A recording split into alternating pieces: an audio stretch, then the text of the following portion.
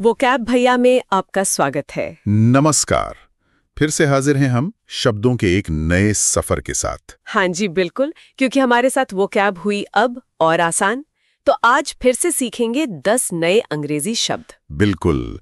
और हमेशा की तरह हम उनके मतलब जानेंगे, हिंदी में भी अंग्रेजी में भी कुछ मिलते जुलते शब्द यानी सिनोनिम्स देखेंगे और वाक्यों में कैसे इस्तेमाल करें ये भी सीखेंगे। और सबसे मजेदार बात, आखिर में कहानी भी सुनेंगे जिसमें ये सारे शब्द होंगे। हाँ, वो कहानी से ना शब्द एकदम पक्के हो जाते हैं दिमाग में। सही कहा। तो फिर देर किस बात की, शुरू करें? चलिए। ठीक है, तो अब हम पहले शब्द पर है। पहला शब्द है सबवर्जन। सुनने में थोड़ा भारी सा है ना? हाँ है, तो इसका उच्चारण है सबवर्जन। स्पेलिंग थोड़ी मुश्किल हो सकती है, SUBVERSION। ओके, सबवर्जन मतलब क्या है इसका अंग्रेजी में? अंग्रेजी में इसका मतलब है the act of trying to overthrow और वीकन अ सिस्टम, गवर्नमेंट और अथॉरिटी। मतलब किसी बनी बनाई व्यवस्था, सरकार या ताकत को कमजोर करने या गिराने की कोशिश। अच्छा, जैसे तख्ता पलट की कोशिश या कुछ अंदरूनी तोड़फोड़। हिंदी में क्या कहेंगे? हाँ बिल्कुल, हिंदी में इसके लिए शब्द हैं विध्वंस, पतन या फिर कह सकते हैं सत्ता को उखाड़ फेंकने का प्रयास। बेसिकली किसी सिस्टम को अंदर से खोखला करना। समझ गई। इसकी कुछ सिनोनिम्स? हाँ है ना, जैसे ओवरथ्रो, ये तो सीधा मतलब है। फिर डिसरप्शन, सैबोटाज, अंडरमाइनिंग। सैबोटाज और सबवर्जन में क्या फर्क है? देखो, सैबोटाज में अक्सर कोई फिजिकल नुकसान होता है, तोड़फोड़, जबकि सबवर्जन ज्यादातर विचारों, अफवाहों या गुप्त तरीकों से सिस्टम को कमजोर करने जैसा है। अच्छा, ये बारीक फर्क है। उदाहरण देखते हैं। पहला वाक्य है, the spy was arrested for planning the subversion of the government. हाँ, मतलब जासूस को सरकार के खिलाफ विध्वंस की प्लानिंग करने के लिए गिरफ्तार किया गया। सीधा सा उदाहरण है। हाँ। और दूसरा है, art can sometimes be a form of gentle subversion against societies norms. अच्छा, यानी कला भी कभी कभी समाज के नियमों के खिलाफ एक तरह का सॉफ्ट विरोध या विध्वंस हो सकती है। बिल्कुल। ये दिखाता है कि सबवर्जन हमेशा जोरदार या हिंसक नहीं होता, विचारों से भी होता है। दिलचस्प है ये तो। चलिए अब हम दूसरे शब्द पर हैं। ये शब्द है ब्रैट। ब्रैट, हाँ। ये तो जाना पहचाना लगता है। हाँ, सुनते ही किसी शरारती बच्चे की इमेज आती है। अंग्रेजी मतलब है अ बैडली बिहेव्ड और अनोइंग चाइल्ड। बिल्कुल सही। हिंदी में कहेंगे नटखट बच्चा या शरारती बच्चा, वो जो थोड़ा परेशान करे, कहना ना माने। तो सिनोनिम्स भी वैसे होंगे, मिस्चिफ मेकर। हाँ, मिस्चिफ मेकर, शरारत करने वाला। रास्कल, बदमाश टाइप बच्चा। इम्प, नटखट शैतान। ट्रबल मेकर, जो पंगे लेता रहे। इम्प थोड़ा प्यारा वाला शरारती हुआ ना?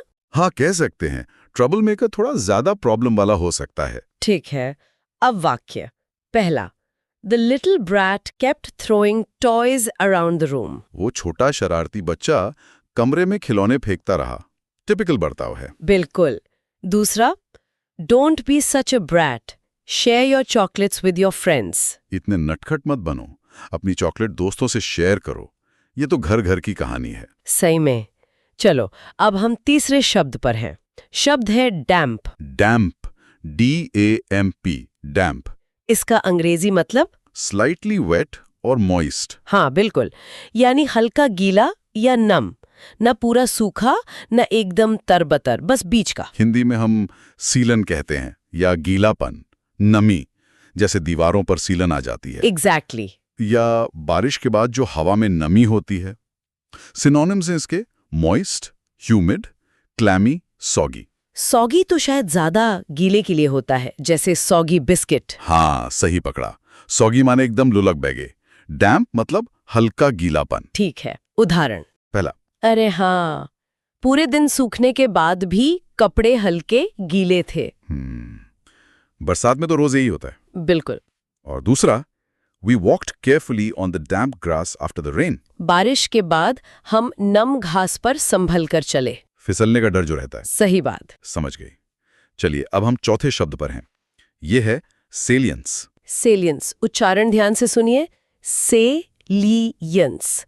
स्पेलिंग है SALIENCE। सेलियंस, इसका अंग्रेजी मतलब है the quality of being noticeable और इम्पोर्टेंट। हाँ, मतलब किसी चीज का खास होना, महत्वपूर्ण होना या आसानी से नजर में आना। हिंदी में कहेंगे प्रमुखता, महत्व या कोई खास बिंदु। जैसे कोई मुद्दा अचानक बहुत इंपॉर्टेंट हो जाए। बिल्कुल। जब कोई चीज बाकियों से हटकर ध्यान खींचे या जरूरी लगे तो उसमें सेलियंस होती है। इसके सिनोनिम्स? इंपॉर्टेंस तो हो गई। हाँ, इंपॉर्टेंस, प्रोमिनेंस, प्रमुखता, सिग्निफिकेंस, महत्व, रेलेवेंस, प्रासंगिकता। रेलेवेंस और सेलियंस में क्या अंतर है? रेलेवेंस होता है किसी कॉन्टेक्स्ट में कितना फिट बैठता है। सेलियंस होता है कितना उभर कर आता है, कितना नोटिस होता है। अच्छा। ये अच्छा पॉइंट है।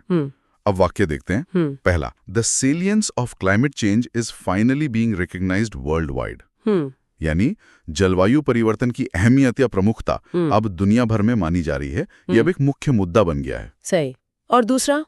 His speech lacked the salience needed to inspire the audience. मतलब उनके भाषण में वो खास बात या वो प्रमुखता नहीं थी जो सुनने वालों में जोश भर सके। शायद फीका भाषण था। हाँ, शायद कुछ असरदार नहीं लगा होगा। बिल्कुल सही। चलिए, अब हम 5वें शब्द पर हैं। ये शब्द है एफेजिया। इसे बोलते हैं अफेजिया। स्पेलिंग है APHASIA। ये एक मेडिकल टर्म है। हाँ, मैंने सुना है, किसी बीमारी या कंडीशन से जुड़ा है। अंग्रेजी मतलब है a medical condition where a person cannot speak और understand language properly, often due to brain injury. Correct. एक ऐसी मेडिकल हालत जिसमें इंसान मस्तिष्क में चोट वगैरह लगने की वजह से भाषा ना तो ठीक से बोल पाता है, न समझ पाता है। हिंदी में इसके लिए क्या शब्द है? हिंदी में कहते हैं वाचाघात, वाखानी या बोलने और समझने की अक्षमता। ये अक्सर स्ट्रोक के बाद या सिर में चोट लगने से या कभी-कभी ब्रेन ट्यूमर की वजह से भी हो जाता है। ये जानना तो काफी जरूरी है। इसके सिनोनिम्स क्या हो सकते हैं? जैसे speech loss, language impairment, communication disorder और डिस्फेजिया। डिस्फेजिया भी वाचाघात जैसा ही है, पर अक्सर थोड़े हल्के मामलों के लिए यूज होता है। ओके, उदाहरण देखते हैं। पहला, after the stroke the patient suffered from aphasia and struggle to form sentences. मतलब स्ट्रोक के बाद मरीज को वाचाघात हो गया और उसे वाक्य बनाने में बहुत दिक्कत हो रही थी। और दूसरा वाक्य? Music therapy can help those recovering from aphasia regain communication skills. ये अच्छी बात है।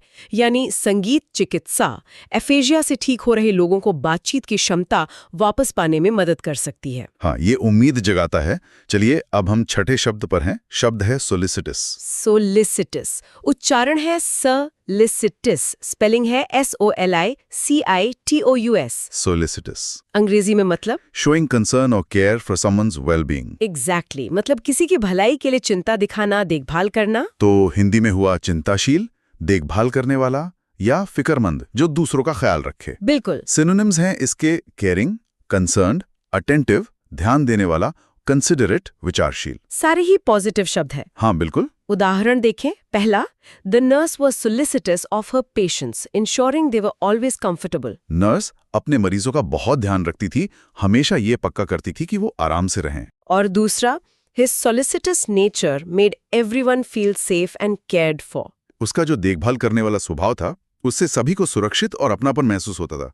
बहुत अच्छा गुण है ये। हाँ, वाकई बड़ा प्यारा शब्द है। चलिए, अब हम 7वें शब्द पर है, पाउटिंग। पाउटिंग।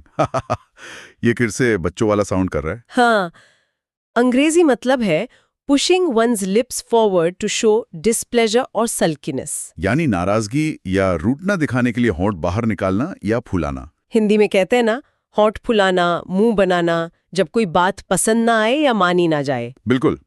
इसके सिनोनिम्स हैं सल्किंग, रूठना, फ्राउनिंग, भौएं सिकोड़ना, स्काउलिंग, गुस्से से घोरना, मोपिंग, उदास होकर घूमना। ये सब नाराजगी या उदासी जताने के तरीके हैं। वाक्य देखते हैं। पहला, The child kept pouting when he didn't get ice cream. आहा, ये तो देखा ही होगा सबने। बच्चे को आइसक्रीम नहीं मिली तो होंठ फुला कर बैठ गया। और दूसरा, She was pouting after losing the board game. Board game हारने के बाद वो मुंह फुलाए बैठी थी। हार कौन मानना चाहता है? सही कहा। चलिए, अब हम 8वें शब्द पर हैं। शब्द है कावर। कावर। उच्चारण है कावर, COWER। इसका अंग्रेजी मतलब है टू क्राउच और श्रिंक बैक इन फियर। हाँ, मतलब डर के मारे सिकुड़ जाना, दुबक जाना या पीछे हट जाना। हिंदी में कहेंगे डर से सिकुड़ना, सहम जाना। जब कोई बहुत डर जाता है तो बॉडी ऐसे रिएक्ट करती है। हाँ, बिल्कुल। इसके सिनोनिम्स क्या हो सकते हैं? शायद क्रिंज, रिकॉयल। हाँ, क्रिंज, डर या शर्म से सिकुड़ना, रिकॉयल, पीछे हटना, ट्रेम्बल, कांपना, फ्लिंच, एकदम से चौंकना या पीछे हटना। ये सब डर की फिजिकल रिएक्शंस हैं। ठीक है। उदाहरण पहला, the puppy coward under the table during the thunderstorm. बेचारा पिल्ला तूफान के टाइम मेज के नीचे डर से दुबक गया। और दूसरा, the thief coward when the police arrived with weapons. जब पुलिस हथियार लेकर आई तो चोर डर के मारे सहम गया। जाहिर सी बात है। हाँ, ये शब्द फिजिकल रिएक्शन को अच्छे से बताता है। चलिए अब हम नवे शब्द पर हैं, स्वूप। सूप, SWOOP, इसका अंग्रेजी मतलब है to move quickly and suddenly downward और टू अटैक सडनली। तेजी से और अचानक नीचे आना या फिर अचानक हमला करना। बिल्कुल, जैसे कोई बाज झपट्टा मारता है ना शिकार पर। हाँ, वही। हिंदी में हुआ झपटना, धावा बोलना या अचानक नीचे उतरना। सही। सिनोनिम्स हैं इसके, पाउंस, झपटना, डाइव, गोता लगाना, अटैक, हमला करना, प्लंज, तेजी से नीचे गिरना। सब में एक तेज अचानक मूवमेंट का भाव है। उदाहरण देखते हैं। पहला, the eagle swooped down to catch its prey. बाज अपने शिकार को पकड़ने के लिए नीचे झपटा। और दूसरा, the police swooped in to arrest the criminals. Police ने अपराधियों को पकड़ने के लिए अचानक धावा बोल दिया, मतलब तेजी से एक्शन लिया। समझ गई, एक्शन दिखाने के लिए अच्छा शब्द है। और अब आ गया हमारा आज का 10वां और आखिरी शब्द। चलिए अब हम 10वें शब्द पर हैं।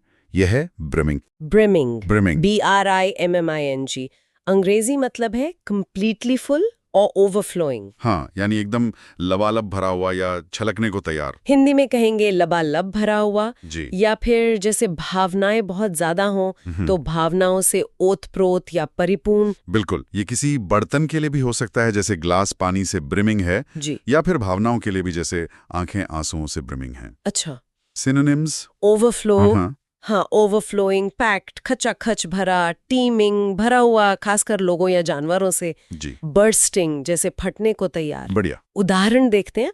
पहला, Her eyes were brimming with tears of joy. उसकी आंखें खुशी के आंसुओं से लबालब थीं, बस गिरने ही वाले थे आंसू। और दूसरा, The basket was brimming with fresh fruits. टोकरी ताजे फलों से ऊपर तक भरी हुई थी, लबालब थी। शानदार। तो ये हो गए हमारे आज के 10 शब्द। एक बार फिर से बोल दूं। सबवर्जन, ब्रैट, डैम्प, सेलियंस, एफेजिया, सोलिसिटस, पाउटिंग, कावर, स्वूप और ब्रिमिंग। परफेक्ट। अब जैसा हमने कहा था, इन शब्दों को और पक्का करने के लिए सुनते हैं एक कहानी। इसमें ये सारे 10 शब्द इस्तेमाल होंगे। जरा ध्यान से सुनिएगा। हाँ, कहानी से कॉन्टेक्स्ट मिलता है और शब्द याद रह जाते हैं। तो पेश है आज की कहानी। तो कहानी है डिटेक्टिव आर्या की।